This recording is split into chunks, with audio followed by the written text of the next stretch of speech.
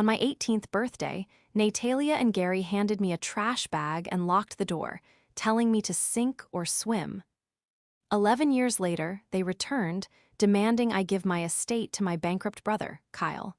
They didn't know I'd been preparing for this day since I left. Before we continue today's story, we have an urgent announcement to make. Due to technical issues, we are pivoting towards another channel. Please subscribe to our new channel, Inherited Revenge.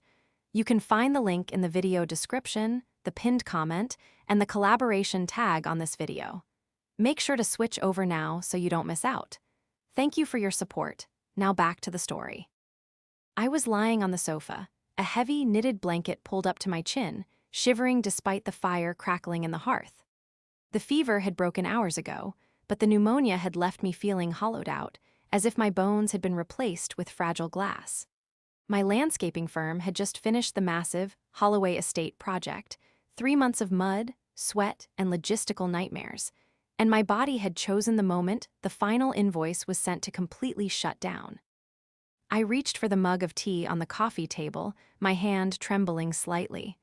I was 29 years old, successful by any metric, yet in that moment I felt small and defenseless.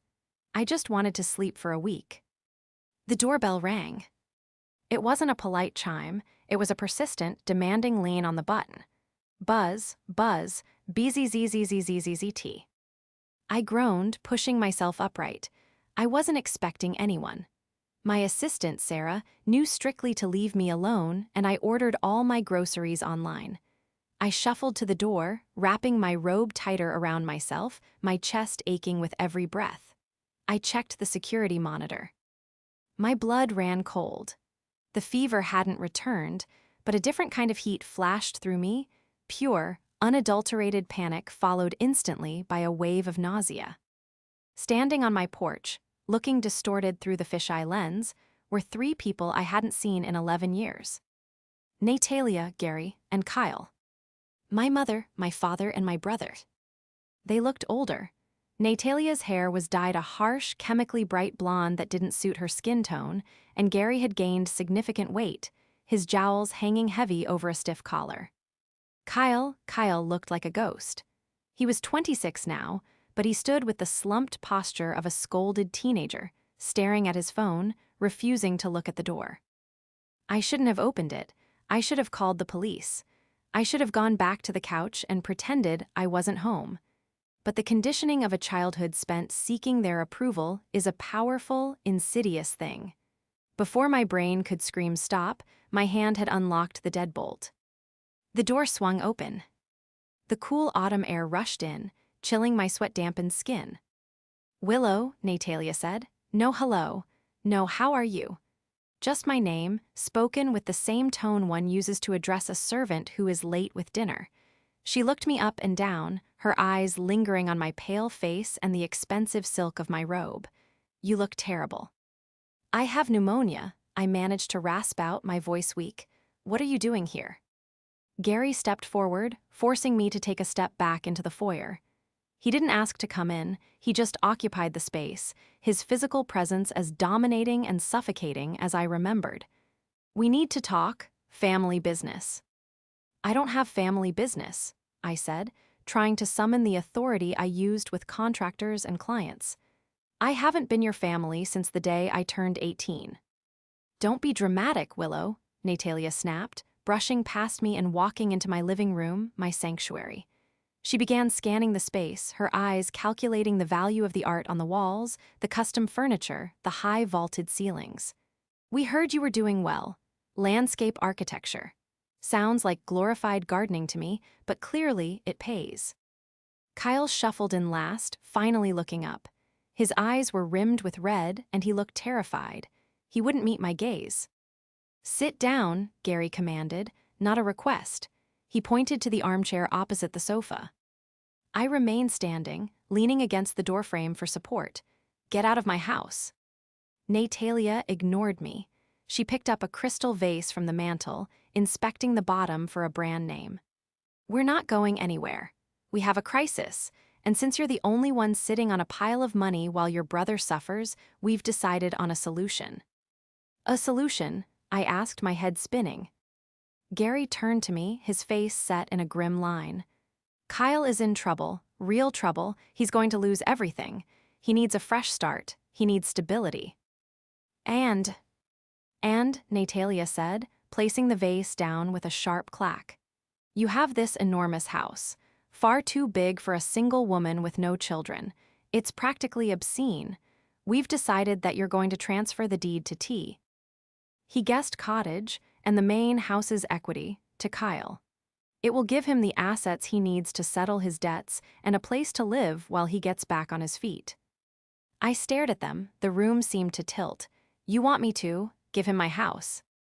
Not give, Gary corrected, as if that made it better. Transfer ownership. He needs assets in his name to avoid complications. You can move into the guest cottage for now, or perhaps find an apartment in the city. You can afford it. He's your brother, Natalia added, her voice dropping to that sickly, sweet tone she used when she wanted to manipulate the narrative. And family comes first. You've had your fun playing businesswoman, but now it's time to do your duty. The room went silent. The crackling of the fire sounded like gunshots. I looked at Kyle, who was now studying the rug, shame radiating off him in waves. Then I looked at the parents who had thrown me away like garbage the moment legal obligation ended. The betrayal of their return wasn't that they wanted money. It was that they truly believed they still owned me. It was worse than the diagnosis, worse than the fever. It was a cancer I thought I had cut out, returning to claim the rest of the body. My legs finally gave out. I didn't faint, but I sank onto the ottoman near the door, my physical weakness making it impossible to hold the defensive posture any longer. You're joking, I whispered. A coughing fit overtook me, racking my frame until my ribs felt like they were splintering. Nobody moved to help. Natalia watched with a look of mild distaste, as if my illness were a breach of etiquette. Gary checked his watch. We aren't joking, Willow, Gary said, once I had regained my breath. We've already spoken to a lawyer about how to structure the transfer so it minimizes the gift tax for Kyle. We have the paperwork in the car. You brought paperwork? I asked, incredulous. Efficiency has always been our motto, Natalia said, smoothing her skirt.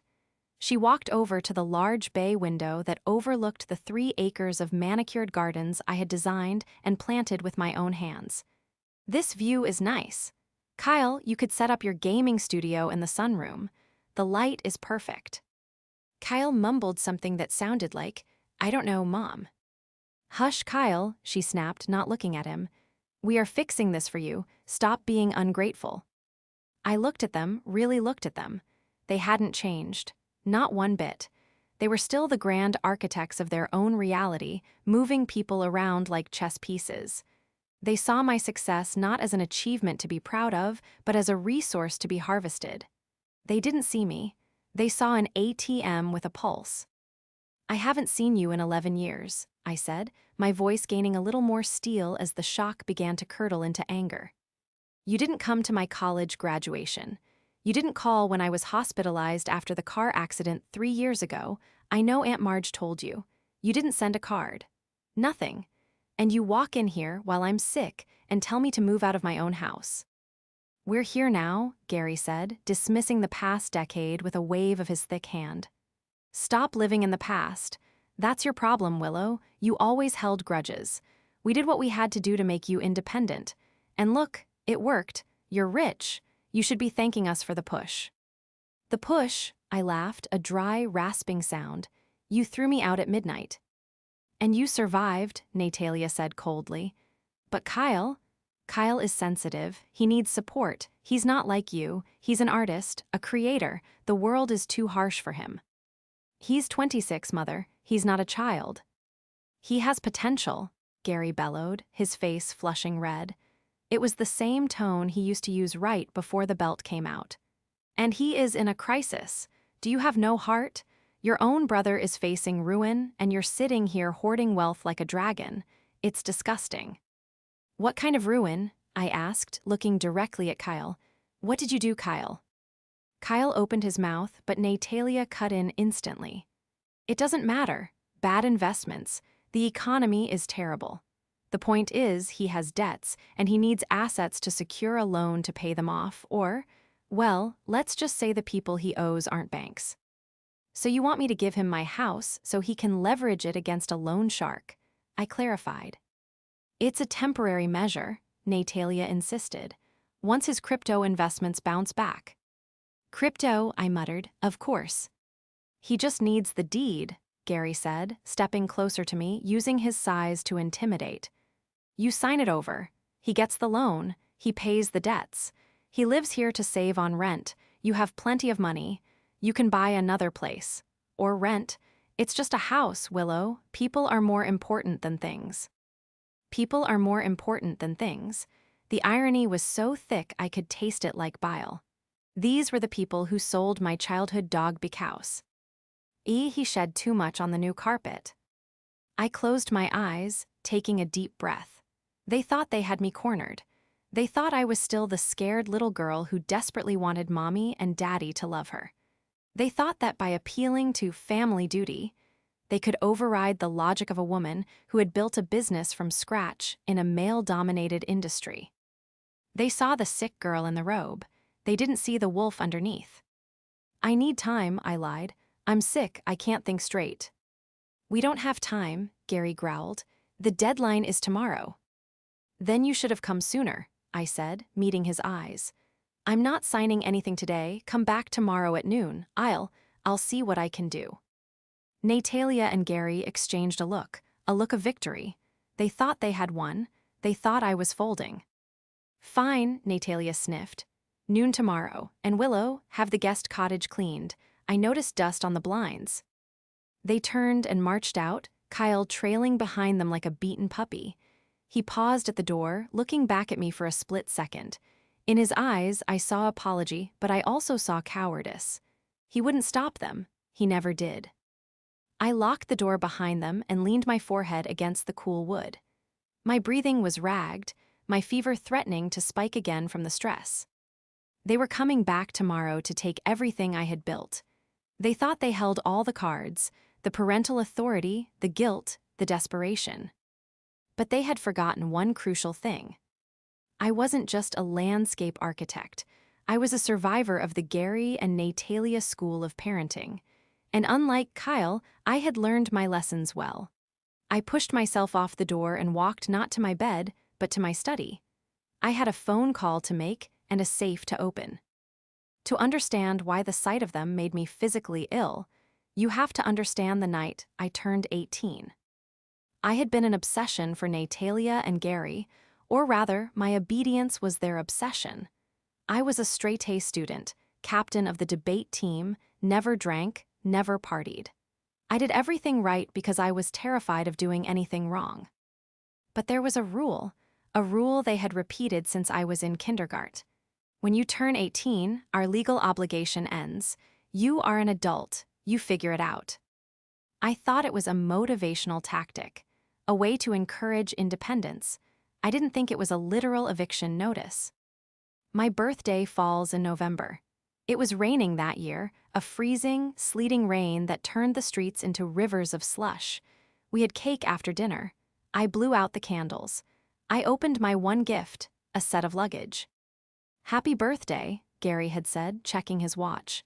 It's 8:00 p.m. You have 4 hours to pack. I laughed. I thought it was a joke. Natalia didn't smile. We're serious, Willow. We've told you this for years. We aren't running a hotel. You're an adult now. We want our privacy back. We want to travel. We're done raising you. I spent the next 3 hours crying, begging, and pleading. I asked where I was supposed to go. I had $200 in savings. I had school the next day. Figure it out, Gary said, turning up the volume on the TV. At midnight, they physically escorted me to the door. I had one suitcase, the one they gave me, and a trash bag full of clothes. They took my house key. Don't come back until you can stand on your own 2 feet, Natalia said. We don't support parasites. They shut the door. I heard the deadbolt slide home. I slept under a bus shelter that night, clutching my bag, shivering so violently I bit through my tongue. The next few years were a blur of misery. I lived in a youth shelter for 6 months. I dropped out of high school 2 months before graduation because I couldn't get there and work the 2 jobs I needed to survive. I cleaned toilets, I waited tables, I worked construction. I finished my GED at night. I clawed my way into community college, then transferred to a state university on a full scholarship for landscape architecture. I worked 80-hour weeks. I ate ramen. I never took a vacation. I saved every penny. I started my business out of the back of a beat-up van, mowing lawns until I could afford to design them. I built my life brick by brick, fueled by a singular, burning rage. I wanted to be so successful that I would never, ever have to ask them for a damn thing. And I did it. I bought the land. I designed the house. I built a sanctuary where no one could ever kick me out again. Meanwhile, there was Kyle. Kyle was 3 years younger. When he turned 18, I waited for him to show up at my apartment door, ready to take him in. He never came. I found out later that the rule didn't apply to him. Kyle was sensitive. Kyle needed time. Kyle stayed in his room, playing video games, while Gary and Natalia paid for his car, his college, which he dropped out of, his coding boot camps, which he quit, and his boo. Sinus Ventures, which were scams. They enabled him into a state of permanent adolescence. They crippled him with comfort. Now, looking at the security footage of them driving away in Gary's least luxury SUV, the dynamic was crystal clear. Natalia was the puppet master, a woman so obsessed with appearances that she would cannibalize her own children to maintain her lifestyle. She didn't want Kyle to be homeless because it would look bad for her. Gary was the enforcer, a bully who mistook cruelty for strength. He had never respected me because I was a girl, and he didn't respect Kyle because Kyle was weak, a weakness Gary himself had cultivated. And the antagonist wasn't just them as individuals, it was their shared delusion. They truly believed that my success was community property, available to be redistributed to the golden child whenever he stumbled. They viewed my hard work as luck and their neglect as good parenting. They saw my house and saw a solution to their problem. They didn't see the years of therapy. They didn't see the nights I woke up screaming, dreaming of the cold rain on my 18th birthday. They didn't see the iron will that had formed in the vacuum of their love. I sat at my desk, the adrenaline finally overriding the pneumonia. I opened the bottom drawer of my desk and pulled out a fireproof lockbox. Inside was a single, yellowing piece of paper. It was a contract. On the night they kicked me out, Gary had made me sign a document. He thought it was a clever way to ensure I never came back claiming squatters' rights or demanding financial support for college. He had drafted it himself, using legal jargon he barely understood, intended to sever all financial ties between us forever. I, Willow Vance, upon reaching the age of majority, hereby acknowledge that I am solely responsible for my own financial well-being and waive any and all future claims to support, inheritance, or assets from Gary and Natalia Vance. Furthermore, Gary and Natalia Vance are hereby absolved of any liability regarding Willow Vance's housing, debts, or medical care, effective immediately. He had made me sign it while I was crying, thinking it was just another humiliation. But he had forgotten the second page. The page I had added in my tearful, shaking handwriting, which I had begged them to sign as a condition of me leaving quietly without screaming the neighborhood down. A page they signed without reading, laughing at my desperation to have a memento. I smoothed out the paper. "Sarah," I whispered into my phone, dialing my assistant despite the late hour. "I need you to call Mr. Henderson, my lawyer, tell him it's an emergency, and tell him to bring the Vance Trust file." They wanted a war. They were about to find out that the landscape architect knew exactly how to dig a grave. The next morning, the sun streamed through the heavy velvet curtains of my study, illuminating dust motes dancing in the air. I hadn't slept. The pneumonia was a dull ache in my chest, a constant reminder of my vulnerability, but my mind was razor sharp. At 8:00 a.m. sharp, Arthur Henderson arrived. Arthur was 70 years old, wore three-piece suits even on Saturdays, and had been my lawyer since I incorporated my landscaping firm. He was the grandfather I never had and the legal shark I desperately needed. He sat across from me at my mahogany desk, peering at the yellow paper through his wire-rimmed spectacles. He read it once, then twice. A slow, dry smile spread across his face. "They actually signed this?" Arthur asked, tapping the paper with a manicured fingernail. "Gary drafted the first page," I said, sipping hot water with lemon. "He wanted to make sure I couldn't come back and ask for tuition money. I wrote the second page on a notepad and made them sign it before I handed over my house key." "And the second page," Arthur read aloud, his voice gravelly, "states that Willow Vance accepts full autonomy and release from the family unit, and in turn, Gary and Natalia Vance release all claims to future earnings, assets, or decisions made by Willow Vance, recognizing her as a stranger in matters of estate and finance." He chuckled darkly. "It's crude. It's not exactly a standard legal filing. But combined with the witnesses, your aunt signed as a witness." "She did. She was crying in the kitchen." "It establishes intent," Arthur said, leaning back. "They legally disowned you to save a buck. Now that you're the cash cow, they want to tear up the contract. Typical." "Can they force me to sign the house over?" I asked, though I already knew the answer. "Force? No. Coerce? Yes," Arthur said, his expression hardening. "But they've overlooked the fundamental structure of your assets. They see a big house and assume you own it like they own their leased SUV. They don't understand how wealth is actually protected." He opened the thick file folder he had brought with him. "The Willow Vance IREV. Ockable Trust. You don't own this house, Willow. The trust does. You are merely the beneficiary and the trustee. To transfer the deed, you'd have to dissolve the trust, which requires proving to a court that it's in the beneficiary's best interest.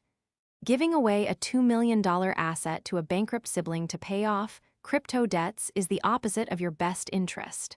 A judge would laugh them out of the room." "So I'm safe," I said, feeling a knot loosen in my stomach.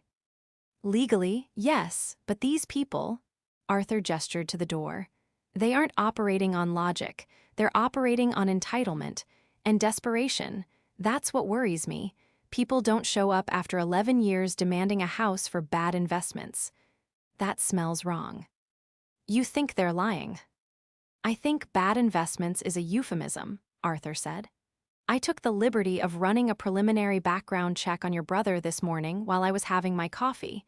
His credit score is abysmal, yes, but there are no liens against him yet, no lawsuits filed. If he was just in debt to a bank, he'd declare bankruptcy. He wouldn't need your house immediately. This urgency suggests the debt isn't traditional." I felt a chill that had nothing to do with my fever. Loan sharks. "Or worse," Arthur said. "I know a private investigator, former forensic accountant, name's Miller. I want him to dig into Kyle's life. If we're going to tell them no at noon, we need to know exactly what we're saying no to. Because if they're desperate enough to show up here, they're desperate enough to do something stupid." "Hire him," I said without hesitation. "I want to know everything. Every transaction, every text message, every secret." "Consider it done," Arthur said, standing up and buttoning his jacket. "Now, about this noon meeting, do you want me here?" I shook my head. "No, if you're here, they'll clam up. They'll know I'm lawyering up. I need them to think I'm considering it. I need them to talk. I need them to admit what's really going on." "Be careful, Willow," Arthur warned, his eyes soft for a moment. "They know how to push your buttons. They installed them." "They installed the buttons," I agreed, standing up and smoothing my silk robe. "But I rewired the machine." At 11:55 a.m., I was sitting in the living room. I had dressed in a sharp black business suit, despite the fact that I was staying home. I wore my hair pulled back in a severe bun. I applied makeup to hide the pallor of my sickness. I wasn't the sick daughter anymore. I was the CEO of my own life. At 12:00 p.m. exactly, the doorbell rang. They walked in with an air of triumphant expectation. Natalia was wearing a new scarf, Hermes, likely fake. Gary was carrying a leather folder. Kyle was trailing behind, looking even more nauseous than I felt. But they weren't alone. Trailing behind Kyle was a short, nervous-looking woman holding a notary stamp bag. "Who is this?" I asked, remaining seated. "This is Mrs. Gable," Natalia said breezily, gesturing for the woman to sit at the dining table. "She's a notary. We thought we'd save you the trip to the bank. Gary has the quitclaim deed ready. All you have to do is sign, she stamps, and we can file it today. Then we can start moving Kyle's things in this weekend." The audacity was breathtaking. They had brought a notary to my house to facilitate my own dispossession. "You're very efficient," I said, my voice dry. "We told you family comes first," Gary said, slamming the leather folder onto the coffee table. He pulled out a document. "Sign here, here, and here. It transfers the title to Kyle Vance purely as a gift. No tax implications for you, really, just a loss." I looked at the document. It was a standard LegalZoom printout. It was pathetic. "I have a question before I sign," I said, leaning back and crossing my legs. Gary sighed, an exaggerated, impatient sound. "What now, Willow? Don't make this difficult." "Why, Kyle?" I asked, looking directly at my brother. "Why can't you just declare bankruptcy, Kyle? If it's just bad investments, wipe the slate clean. Why do you need my house?" Kyle flinched. He opened his mouth, his eyes darting to Gary. "Because bankruptcy ruins your credit for 7 years?" Natalia interjected loudly. "He's young, he has a future. We can't let a few mistakes ruin his reputation.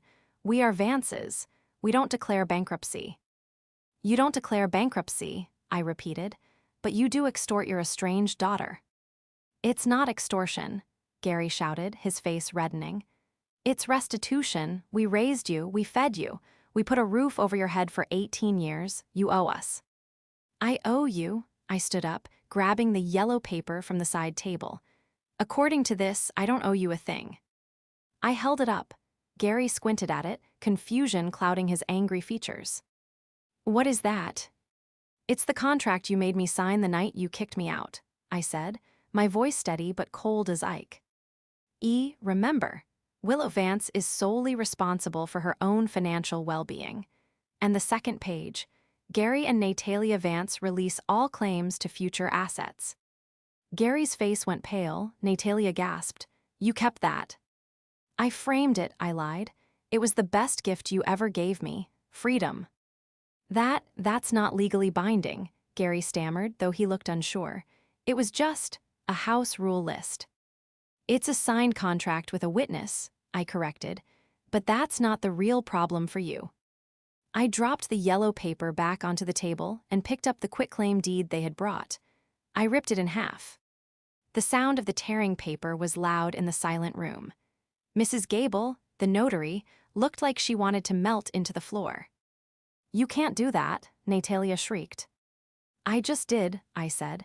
"And here is the reality check you desperately need. Even if I wanted to help you, which I couldn't. I don't own this house." "What?" Kyle spoke for the first time, his voice trembling. "But, you said." "The Willow Vance Irrevocable Trust owns this house," I declared, channeling Arthur Henderson. "I put this property and all my major assets into a trust 5 years ago. I am the beneficiary, but I cannot alienate the assets. I cannot give them away, sell them, or transfer them to satisfy the debts of a third party. Especially not a third party with a history of financial irresponsibility." "Break the trust," Gary demanded, stepping forward, his hands balled into fists. "You set it up, you can break it." "It's irrevocable, Gary. Look it up," I snapped. "It means no. It means the law protects me from people like you. It means this house will never, ever belong to Kyle." The silence that followed was heavy and dangerous. Gary looked like he was about to stroke out. Natalia looked like she had swallowed a lemon. Then Natalia changed tactics. The anger vanished, replaced by a terrifying, weeping desperation. She threw herself onto the sofa, burying her face in her hands. "You're killing him," she wailed. You're killing your brother. If he doesn't come up with $500,000 by Friday, they're going to. Oh God. I froze. Who is they, mother? She looked up, her mascara running. It's not crypto, Willow. It's the gambling he owes people. Bad people. Eastern European syndicate people. They said if he doesn't pay, they'll take it out in trade. I looked at Kyle. He was weeping silently, tears streaming down his face. Is this true? I asked him. He nodded. I messed up, Willow. I messed up bad. I started playing online poker, and then I borrowed to chase the losses, and then they know where I live. They know where Mom and Dad live. For a second, just a split second, I felt a pang of pity. Not for my parents, but for the terrified boy who had never been taught how to be a man. But then Gary spoke. So you see, Gary sneered, sensing my hesitation. You have to do it. The trust doesn't matter. Find a loophole. Or are you going to let your brother get his legs broken? Are you that cold? We need the money, Willow, and you're the only one who has it. You lied to me, I said softly. You came here with a lie about bad investments and family support. You tried to trick me into funding a gambling debt. We were protecting you, Natalia sobbed. We didn't want you to worry. No, I said, the realization hitting me like a physical blow. You weren't protecting me. You were protecting yourselves. You didn't want the scandal. You didn't want the neighbors to know your golden child is a degenerate gambler involved with the mob. Get out, I whispered. Willow, Kyle started. Get out, I screamed, my voice cracking, the pneumonia seizing my lungs. Get out of my house. Take your notary and your lies and get out. Gary glared at me with pure hatred. This isn't over. If anything happens to him, it's on your head. You hear me? You're responsible. They gathered their things and fled, leaving me coughing uncontrollably in the foyer, the torn pieces of the deed scattered on the floor like confetti. The next 48 hours were a nightmare of harassment. My phone didn't stop ringing. Texts from unknown numbers. Voicemails from Natalia ranging from begging, please, he's your flesh and blood, to vicious, I wish I had never given birth to you. They started attacking my business. 1-star reviews started popping up on my Google page and Yelp. Owner is heartless, rude and unprofessional, cheated me out of money. They were obviously fake, written by Natalia and her Bridge Club friends, but they damaged the reputation I had spent a decade building. I sat in my office, watching the reviews roll in, feeling helpless. But then, my phone buzzed with a call from Arthur Henderson. The Pie report is in, Arthur said. And Willow, you might want to sit down. Your mother's story about the Eastern European syndicate.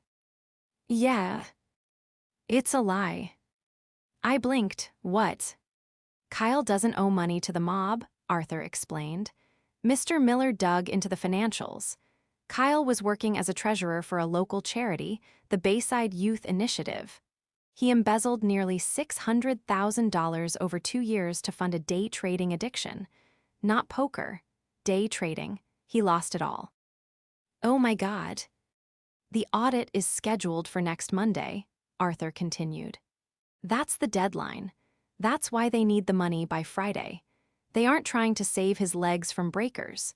They are trying to replace the money in the charity's account before the auditors arrive, so he doesn't go to federal prison for wire fraud and embezzlement.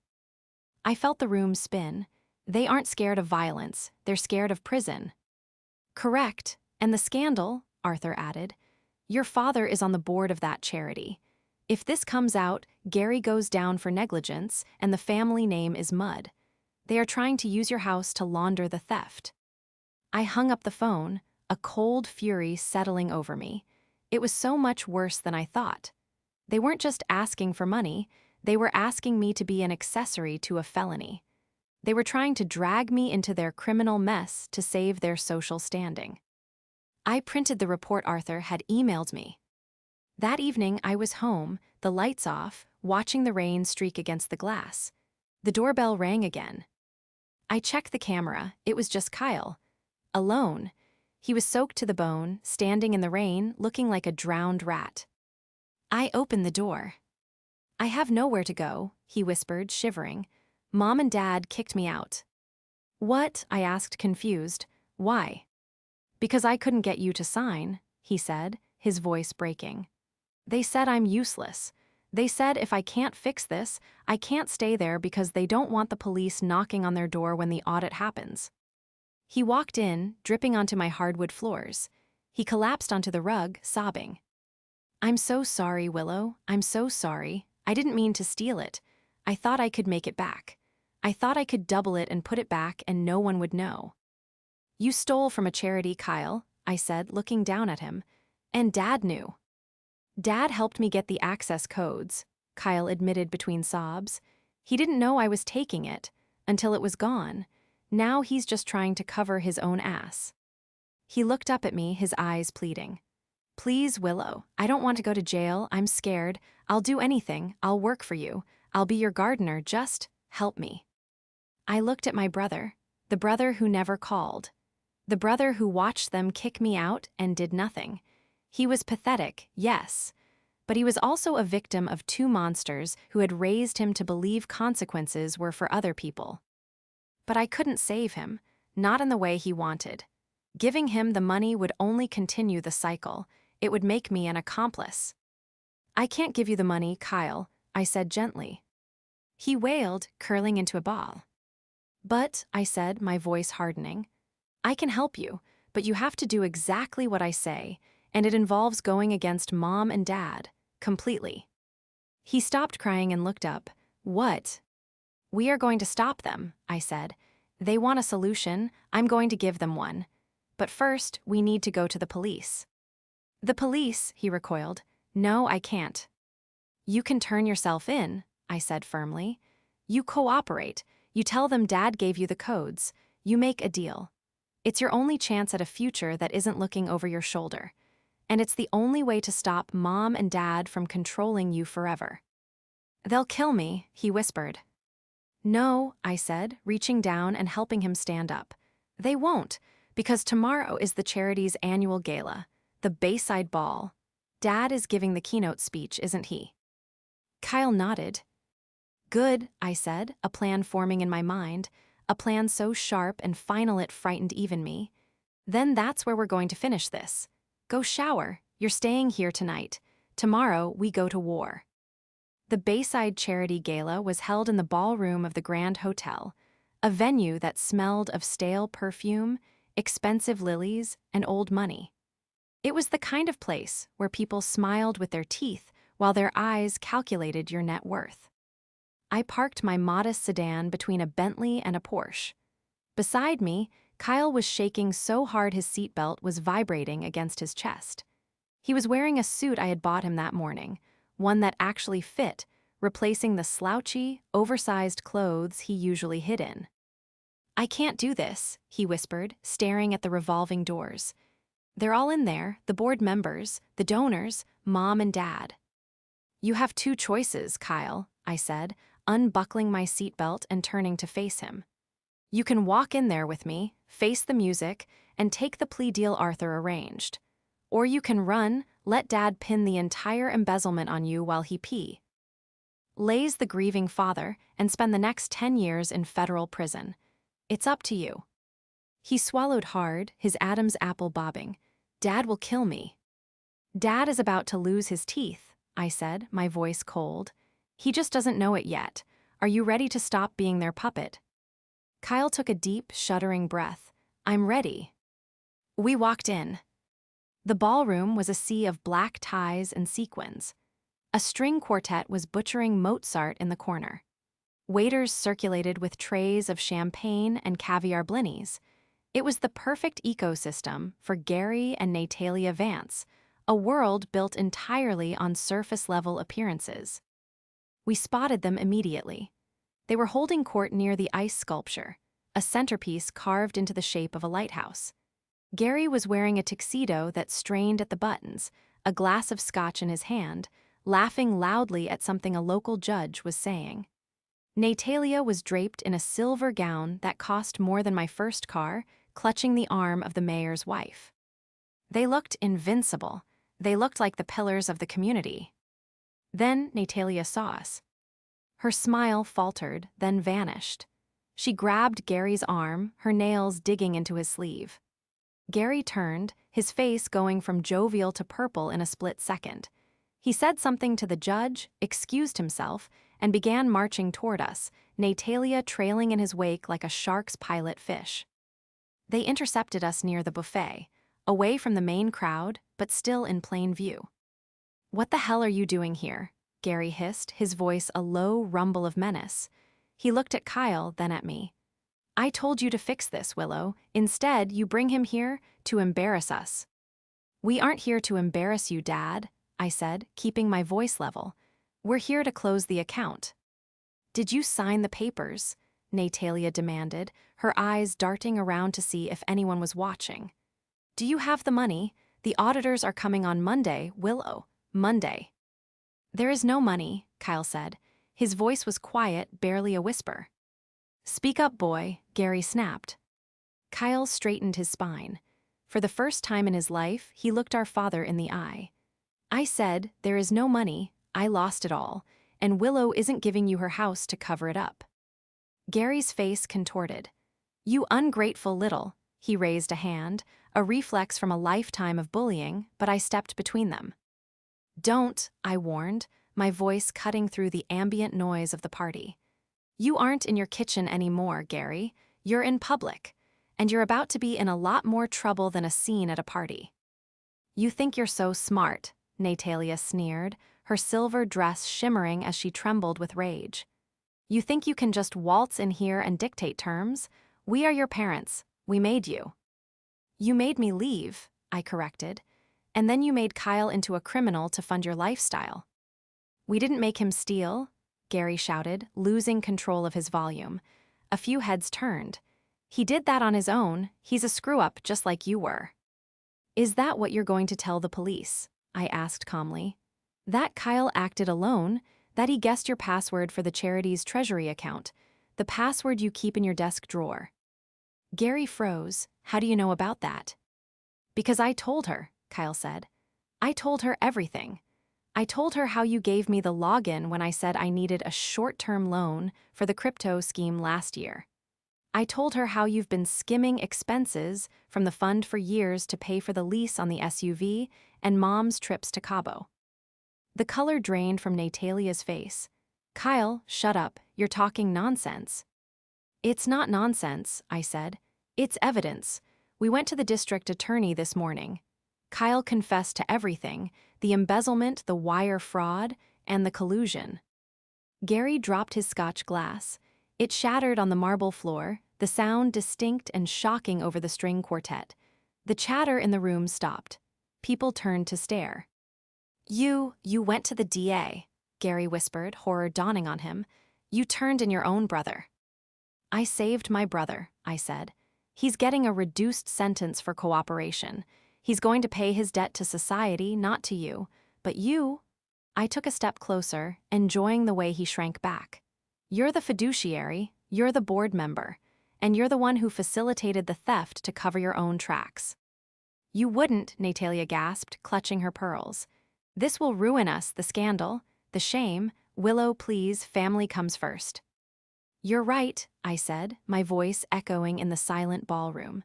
"Family does come first. That's why I'm protecting the only family I have left, my brother, from the people who destroyed him." At that moment, the double doors at the entrance opened. It wasn't a dramatic SWAT team raid. It was quiet, professional, and devastating. 2 uniformed officers and a detective in a cheap suit walked by. And they scanned the room, spotting us immediately. Gary looked at the police, then at the exit, realizing there was nowhere to run. The illusion of his power, the fear he had instilled in us for decades, evaporated instantly. He wasn't a titan. He was just a thief in a rental tux. "Gary Vance," the detective asked, approaching our group. "This is a misunderstanding," Gary stammered, his hands shaking. "My son, he's confused. He has mental health issues." "Save it for the station," the detective said, pulling out a pair of handcuffs. "We have a warrant for your arrest for conspiracy to commit wire fraud and embezzlement. And you, Mrs. Vance, We have a warrant for you as well. Accessing funds knowingly. Me, Natalia shrieked as an officer moved to cuff her. I didn't do anything. I just spent what he gave me. I didn't know. That's not what the emails say, ma'am, the detective said dryly. As they were led away, handcuffed and humiliated, marching past the very people they had tried so hard to impress, the silence in the room was deafening. The mayor's wife watched with her mouth open. The judge shook his head. Kyle stood beside me, tears running down his face, but he wasn't looking at the floor anymore. He was watching them go. I'm sorry, he whispered to me. I know, I said, putting a hand on his shoulder. Now comes the hard part. One of the officers gestured to Kyle. You too, son, you know the drill. Kyle nodded. He held out his hands. They cuffed him gently, knowing he had surrendered voluntarily. He looked at me one last time before they let him out. Thank you, he mouthed. I stood alone in the center of the ballroom, surrounded by the shattered glass of my father's scotch and the whispers of the town's elite. I didn't feel triumph. I didn't feel joy. I felt a profound, heavy silence where the noise of their expectations used to be. I turned and walked out, leaving the Bayside Ball and my past behind me for good. 6 months later, the spring flowers were beginning to bloom in my garden. I was on my knees in the dirt, planting hydrangeas, the cool earth grounding me. It was a Saturday, and for the first time in years, I wasn't working. I was just being. The legal fallout had been swift and brutal. With Kyle's testimony and the forensic accounting records, the case against Gary and Natalia was open and shut. It turned out the charity embezzlement was just the tip of the iceberg. They had been living on credit and fraud for a decade, moving money between accounts, refinancing homes they didn't own, and leeching off anyone who would let them. Gary was sentenced to 8 years in federal prison. The judge, clearly unimpressed by his attempts to blame his children, gave him the maximum for his bracket. Natalia, ever the survivor, managed to plead down to 3 years of probation and community service by turning on Gary at the last minute, claiming she was a victim of his financial abuse. It saved her from prison, but it didn't save her social standing. She lost the house, the cars, and her friends. She moved to a small apartment 3 towns over and works as a receptionist at a dental clinic. She sends me letters sometimes, asking for money. I burn them unopened. And Kyle. Kyle was sentenced to 18 months in a minimum security facility, with credit for time served and cooperation. It was a slap on the wrist, legally speaking, but for him, it was a lifeline. He was away from the internet, away from gambling, and away from our parents. I visited him every Sunday. He looked different now. He had gained weight, healthy weight. He was reading books. He was taking classes. We talked about everything except our parents. We talked about landscaping, about books, about the future. For the first time in our lives, we were actually siblings. I stood up, wiping the dirt from my hands, and walked toward the patio where Arthur Henderson was sitting, sipping a glass of iced tea. You look tired, Willow, Arthur observed, though his eyes twinkled. It's a good tired, I said, sitting opposite him. How did the sale go? Finalized this morning, Arthur said, sliding a document across the table. The bank foreclosed on your parents' house. The proceeds went to restitution for the charity. There's nothing left over for them, obviously, but the chapter is closed. I nodded, looking out over the 3 acres of land that belonged to the Willow Vance Irrevocable Trust. My parents had tried to use family as a weapon. They thought that shared DNA was a license to steal, to abuse, and to control. They thought that because they gave me life, they own my life. They were wrong. Family isn't about whose blood runs in your veins. It's about who stands by you when the rain starts. It's about who respects your boundaries and celebrates your victories. I picked up the glass of lemonade I had poured for myself. To family, I said, raising the glass to Arthur, the man who had protected me when my own father wouldn't. To family, Arthur agreed, clinking his glass against mine. I took a sip, the tart sweetness filling my mouth. The sun was setting, casting long, golden shadows across the lawn. The air was fresh and clean. I thought about the 18-year-old girl shivering under the bus shelter with a trash bag of clothes. I wished I could go back and tell her that it was going to be okay, that the pain would forge her into iron, that the loneliness would teach her the value of true connection, and that one day she would build a castle that no wolf could ever blow down. I was an adult now, and I had finally figured it out.